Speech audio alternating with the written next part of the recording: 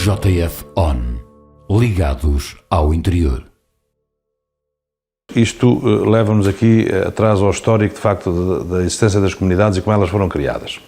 Portanto, e tiveram um pecado original, porque foram mal criadas, entenda-se o mal criadas, relativamente à sua gênese, porque só tiveram, ao tempo, uma escolha política, uma decisão política. E a comunidade intermunicipal da Beira Baixa nasce, de facto, reduzida naquilo que é a sua dimensão demográfica também, mas não territorial, porque dentro dela temos dois dos maiores concelhos em área, Castelo Branco e Idanha.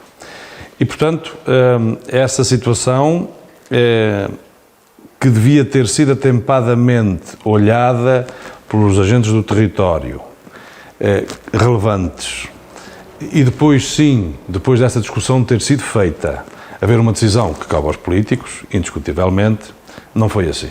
E aqui errou-se, com certeza, naquilo que era o perímetro da comunidade intermunicipal da Beira Baixa.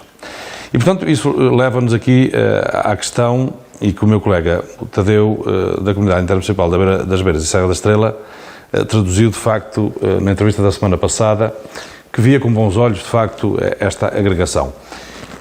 Eu não vejo com maus olhos.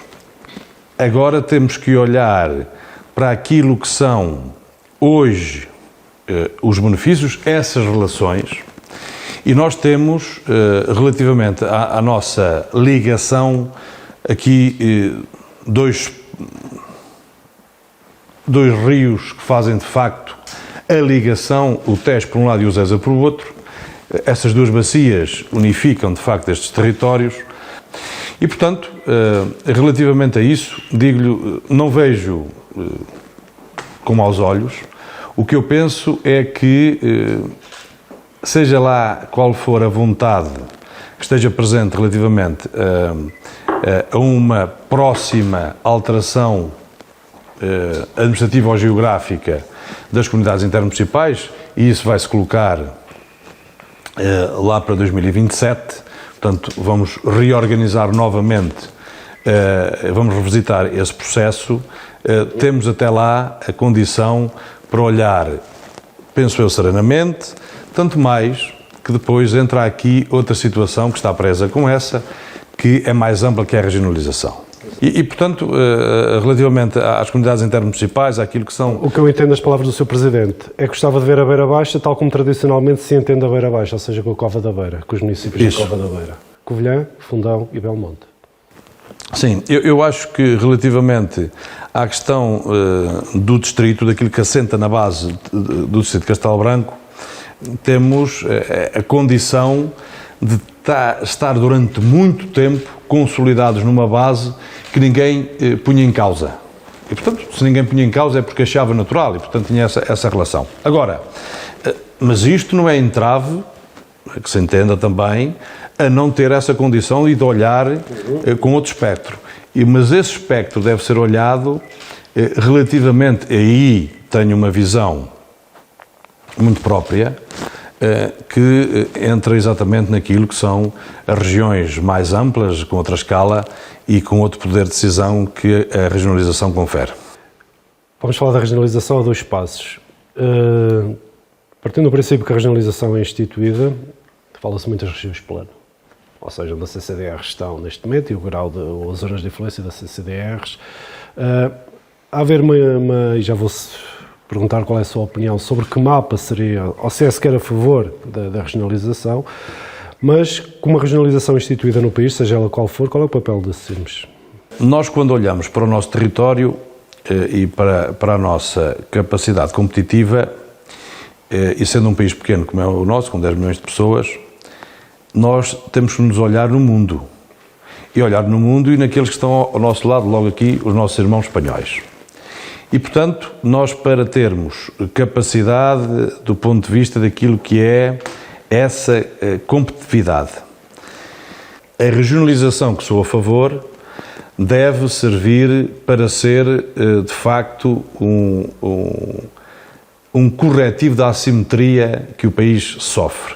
A regionalização tem que ser um instrumento decisório, político, mas que seja reforçado relativamente à sua condição de exigência perante o próprio território que defende.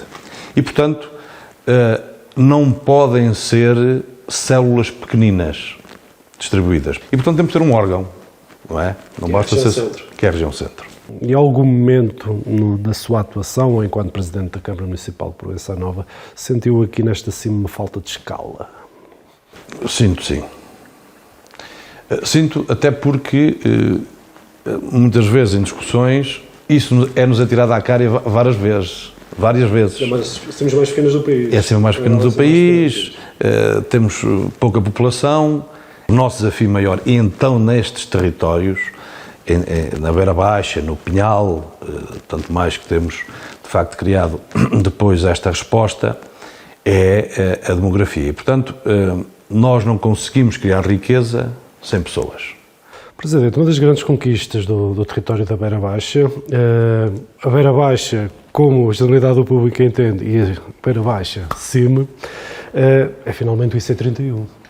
Finalmente, só que o IC31 não vai ter perfil de autoestrada, Sr. Presidente.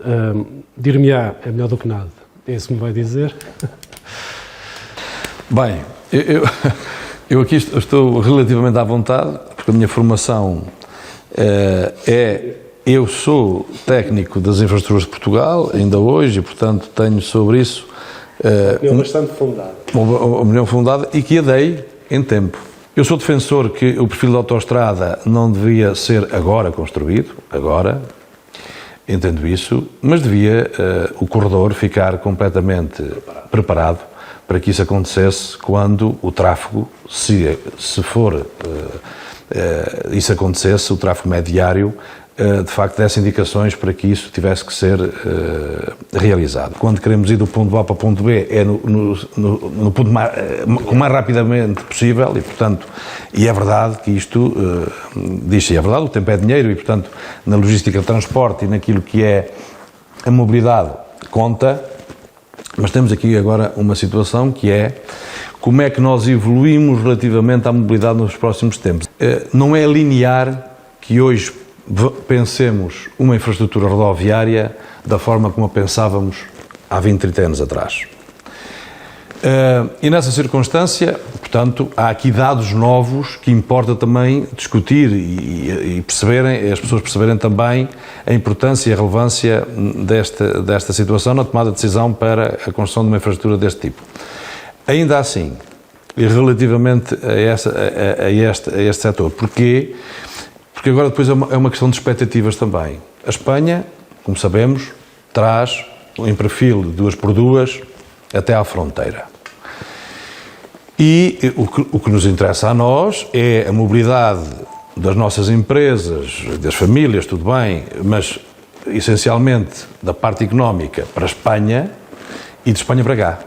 E, portanto, o que nós vamos traduzir é que as expectativas daquilo que são a mobilidade, portanto, quem vem no percurso em Espanha e depois entra em Portugal, vê-se, de facto, confinado a uma via que não tem essa capacidade de resposta. E, portanto, acho que aqui devia ter havido compromisso entre os dois países, e há esse compromisso agora, mas ler bem que relativamente ao traçado, ele havia de ser um traçado que devesse estar articulado e, portanto, mantenho aquilo que tinha dito.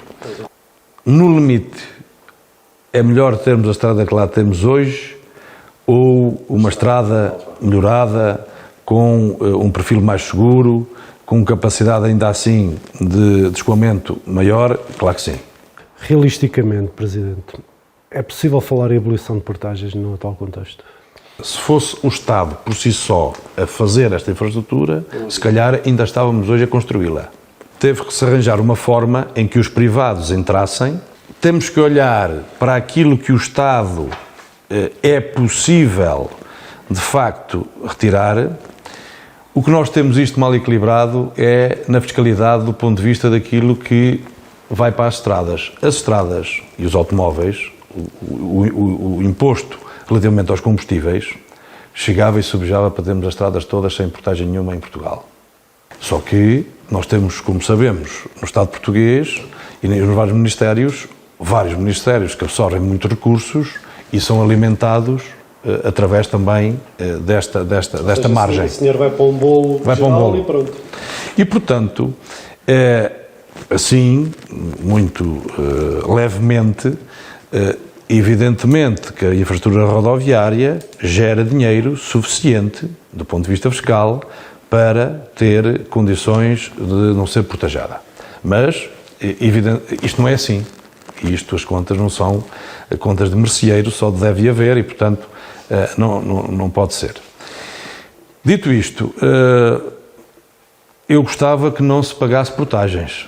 O Governo fez, e bem, tem reduzido relativamente àquilo que é estes setores, mas eu tenho para mim que relativamente àquilo que era o tecido económico, aquilo que gera riqueza devia ter aqui, se não uma isenção, um valor muito pouco significativo para terem igualdade de competitividade.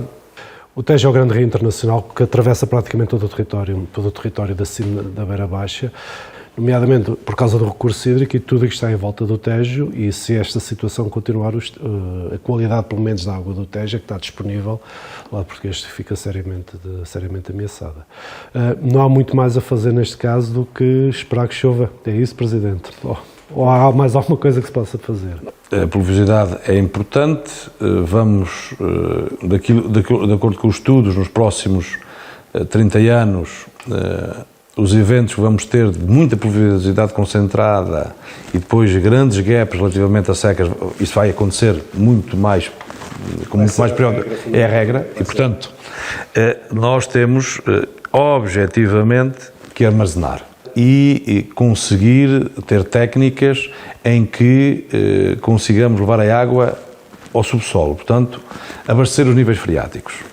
Nós fizemos, na cima da Beira Baixa, o Plano de Intervenção das Alterações Climáticas, o PIAC, que foi discutido com os vários agentes do território, evidentemente para dar ou apontar soluções naquilo que é infraestruturas a criar. É verdade que a agricultura tem que fazer aqui uma evolução grande também na eficiência, na poupança, naquilo que é a agricultura de precisão e termos a tecnologia, de facto, a ajudar. Nós tivemos uma reunião, posso adiantar, com o Sr. Ministro do Ambiente, a Comunidade Intermunicipal da Beira Baixa, do Médio Tejo e da Lesíria. Espero que para breve haja novidades. Posso adiantar que relativamente à concessão da barragem do Cabril, ela acaba em 31 de dezembro deste ano e, portanto, vai haver um novo contrato de concessão e esse contrato de concessão traduzirá, de acordo com o Sr. Ministro, também a preocupação, de facto, de outras infraestruturas que possam caber no valor desse contrato de concessão e dar uma resposta relativamente àquilo que é o armazenamento de água, não só essa infraestrutura, outras que possam estar e que o Ministério com certeza estará a estudar, mas já posicionando a própria barragem do Cabril com multifuncionalidade, não só o regime que ela hoje tem hidroelétrico, portanto produção de energia, mas com as várias funcionalidades depois do término da concessão em 31 de dezembro, e sei que o Ministério com a E-Redes, com a EDP, está em conversações exatamente por causa deste tema. JF On. Ligados ao interior.